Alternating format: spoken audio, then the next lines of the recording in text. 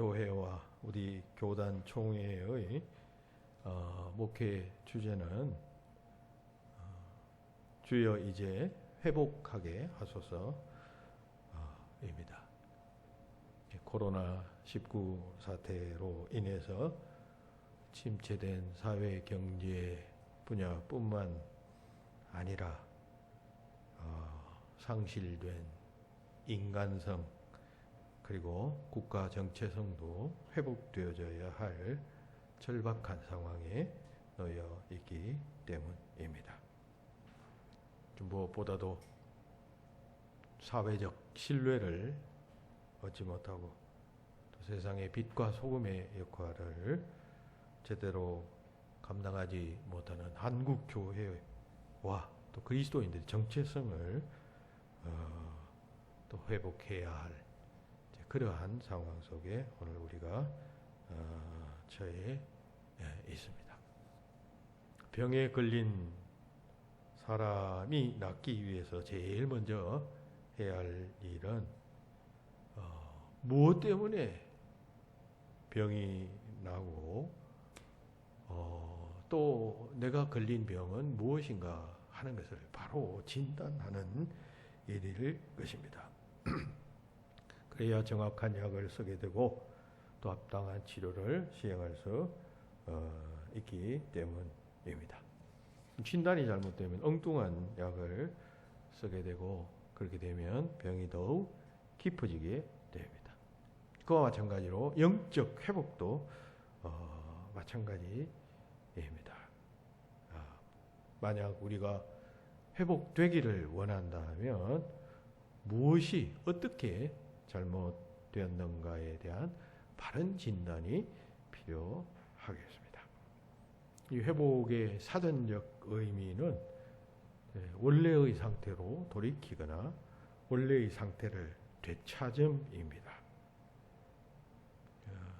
우리가 신앙과 교회의 회복이라는 화두를 떠올리면 기독교회의 그 정체성과 신앙의 원래의 상태는 무엇인가라는 질문을 던져야 합니다. 그리고 오늘 우리는 그 원래의 상태에서 어떻게 이탈했으며 또 멀어지게 되었는가라는 질문도 해야 합니다. 그러면서 자연스럽게 그렇다면 어떻게 해야 원래의 상태로 돌아갈 수 있을까라는 물음도 묻지 않을 수가 없습니다. 회복을 간구해야 할 영적 상황에 처해 있는 우리 한국 교회와 그리스도인들의 상황과 유사한 성경 속의 시대 상황이 있습니다. 우리는 이 성경 속의 상황에서 이 케이스에서 우리가 제기하는 문제에 대한 해답의 실마리를 찾을 수가 있겠습니다. 그때는 주전 458년경이었습니다. 즉 유대인들이 바벨론 포로 상태에서 1차 귀환한 후 약 80년이 경과한 시점이었는데 이때 제사장 가문 출신이요 또 학사였던 에스라라고 하는 자가 2차 포로 귀환자들을 이끌고 유대로 귀환하게 됩니다. 이 시기는 유대인 1차 포로 귀환이 있은 지 약 80년이 경과한 때였습니다. 그런데 돌아와 보니까 본국의 상황은 생각보다 훨씬 더 심각했습니다. 국토는 황폐화되었고 온갖 시설은 또 파괴되었었습니다. 이것은 이미 예상하고 짐작했었지만 보다 충격적인 것은 이미 80년 전에 먼저 이주했던 동포들의 그 비신앙적인 생활 방식 때문에 그들은 큰 충격을 받게 되었던 것입니다. 즉 80년 전에 이주했던 1차 포로 귀환자들은 돌아온 예루살렘에서 이방인들과 결혼하며 동거하며 살고 있었던 것입니다. 즉 모압, 암몬, 가나안, 애굽 족속들 유인들과 가정을 이루고 또 그 자녀를 낳아서 살고 있었는데, 더욱 놀라운 것은 이들에게서 이런 일을 앞장서 행했던 자들이 바로 유다 종교 지도자들이었다는 사실이었습니다. 그래서 에스라가 이러한 사실을 살피면서 조사를 해봤어요. 3개월에 걸쳐서 그 이방 여인들과 동거하는 자들의 명단을 파악해 보았더니만은 거기에 대제사장 집안 출신이 4명, 제사장이 13명, 레위인이 10명, 그리고 평민이 86명, 또 113명이었습니다. 이를 분석해 보면 평민은 36개 가문 중에 10개 가문 사람들이 이방 여인과 동거하고 있었고, 제사장은 4개 가문 중에 3개 가문이 이 사건과 연루되어져 있습니다. 그러니까 평민은 약 28%, 그리고 제사장 가문은 약 75%의 사람들이 이렇게 종족적 순수성을 상실하고 있었다는 것입니다. 이러한 상황 속에서 에스라는 단호한 개혁 조치를 취하게 됩니다. 이 개혁 조치가 그들이 볼 때는 가혹하고 잔인해 보이기까지 했지만, 또 반발도 만만치 않았지만, 그러나 하나님의 인도하심과 또 역사심 가운데 그 개혁은 잘 진행되게 되었습니다. 이 에스라의 개혁 조치는 회복을 화두로 내건 오늘 우리 한국 교회와 우리 교회 현실에서 우리에게도 요구되어지는 해결책이다라고 하는 영감을 불러일으킵니다. 자, 그러면 이 에스라의 개혁 조치는 어떤 것이었을까요? 놀랍게도 이 에스라의 개혁 조치는 이방 여인들과 그 모든 자녀들을 다 추방시키는 것이었습니다. 이것은 단순히 무슨 인종 문제, 결혼 문제 때문이 아니라 신앙 문제였기 때문이었습니다. 당시 유대인들과 동거하거나 결혼해서 살고 있던 이방 여인들 대부분들은 다 이방 우상을 숭배하고 있었습니다. 그러니까 문제가 된 것은 이방인과 유대인이 섞여가지고 혈통의 순수성을 상실을 했다라고 하는 것이 아니었습니다. 그리고 또 그들 사이에서 어떤 혼혈 아이가 태어나서 점점 민족의 순수성을 상실한다라고 하는 문제가 아니라, 문제는 그들과 함께하는 이방 여인들이 가지고 온 종교로 인하여 여호와 하나님 신앙이 교란되어지고 있었다라고 하는 사실이었습니다. 자칫하다가는 유대 민족의 순수성은 둘째치고 여호와 하나님 신앙이 오염되고 변질될 그런 위기에 처하게 되었던 것입니다. 이는 마치 솔로몬 왕 시대 때 솔로몬 왕이 수많은 후궁들과 또 시녀들을 아내로 맞이함으로 인해서 온 왕궁이 그들이 가지고 온 우상신앙으로 인해서 우상 숭배가 들끓게 되었던 것과 같은 이치입니다. 이방 여인과 결혼하는 것 자체가 문제가 아니었어요. 사실 구약에 보면 모세는 미디안의 십보라를 아내로 많이 했습니다. 또 요셉은 애굽의 제사장의 딸을 아내로 맞이했습니다. 하지만 그들은 다 하나님의 축복 속에서 행복한 인생을 살았습니다. 그러니까 성경은 이방 여인과 혼인하는 그 자체를 문제로 보지 않아요. 문제는 이럴 경우에 발생하는 신앙의 순수성을 상실하는 것이었습니다. 에스라는 그 사실을 알았던 것이죠. 그래서 선제적으로 과격하기까지 한 이런 조치를 취하게 된 것이었습니다.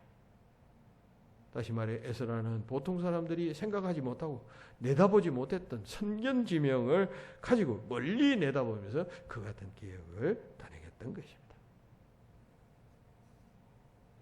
오늘 우리들도 마찬가지입니다. 여러분, 무엇보다도 신앙의 순수성을 가장 소중한 것으로 생각해야만 합니다.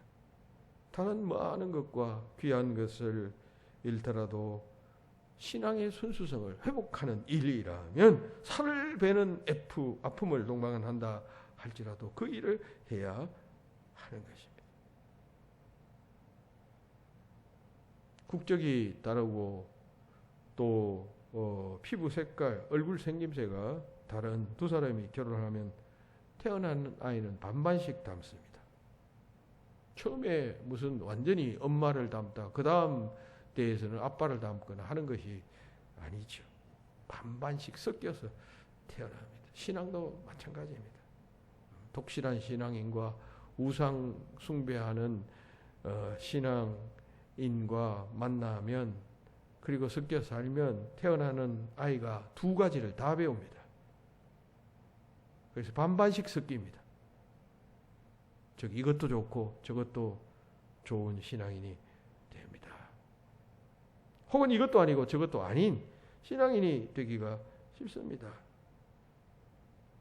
한쪽이 다른 한쪽을 감동 감화시키는 경우도 있지만 이런 경우는 흔치 않아요. 서로 좋은 것이 좋다 하면서 서로가 서로의 신앙 또 신념을 그냥 인정하면서 그렇게 살아가기가 쉽습니다. 그러다가 시간이 지나면 점점 신앙의 순수성을 잃어가게 됩니다. 그것을 혼합주의적 신앙이라고 그렇게 말하는 것이에요. 그렇지 않아요? 그러다가 다음 세대가 되고 또 다음 세대가 되면 여러분 본문의 유대인들처럼 신앙을 잃거나 오염되어 변질되어져 버리고 마는 것입니다. 그러니까 우리는 이런 사실을 간과해서는 안 되겠습니다. 돌아온 이스라엘의 성패는 그들의 신앙이 다시 회복되고 또 그것을 지켜낼 수 있느냐 하는 것이었습니다. 에스라는 그것을 잘 알았어요. 그래서 그 일을 위해서 무리해 보이기까지 한 그 조치를 취하게 된 것입니다. 신앙의 순수성, 신앙의 순결성은 여러분 신앙생활에 매우 중대한 영향을 미치게 됩니다. 이스라엘 민족의 역사는 한마디로 말하면 신앙의 순수성을 지키려고 하는 세력들과 또 그냥 그렇게 하는 것을 중요하지 않다라고 생각하는 사람들의 어떤 투쟁의 역사라고 해도 과언이 아닐 것입니다. 자녀의 신앙 소중하게 생각하며 자녀가 부모 세대들이 가졌던 신앙을 가질 수 있도록 가르치고 개정시켜주는 일은 크리스찬 부모들이 해야 할 가장 중요한 일입니다. 에스라처럼 그 일을 위해서 모든 것까지도 희생할 각오를 해야만 합니다. 그럴 때 회복의 역사는 일어나기 때문입니다. 시대적 조류가 아무리 혼탁하다 할지라도 세상이 다 그렇다 할지라도 우리는 하나님에 대한 신앙은 변질되거나 그 본래의 모습을 상실해서는 결코 아니 될 것입니다. 예수님께서는 비둘기처럼 순결하라라고 하셨습니다. 여기서 비둘기는 페리스테라라고 하는 원어를 사용하는데 이 비둘기는 집비둘기를 가리켜요. 주인이 키우는, 다시 말해서 옛날에는 이 편지나 전화 같은 통신수단이 발달하지 않았기 때문에 비둘기를 이용했어요. 이때 사용되는 비둘기를 전서구라고 그렇게 말했는데 이 전서구는 여러 무리의 비둘기 속에 이렇게 같이 먼 거리를 날려보내고 또 날아가도 그 주인이 있는 비둘기는 자기 주인을 정확하게 찾아서 그 편지를 전달한다고 합니다.